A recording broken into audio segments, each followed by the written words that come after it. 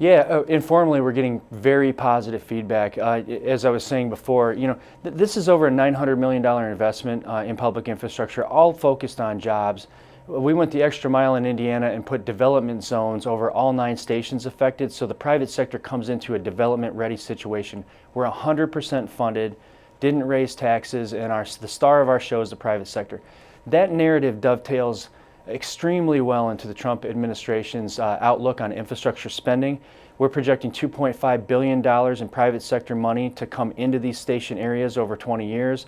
We're getting interest already from the development community. We've interviewed over a dozen national and international scale developers interested in the project because of the construct. And we're just really proud that Indiana is thinking this way and has been thinking this way for a while. We have a very solvent state, AAA bond rated, and so you can do things like this that focus on private sector when you have a well-run system and you're very strategic about your discretionary investments. So we're extending our hand, as I said, to our federal partners, with the case being that we're ready to go on our end.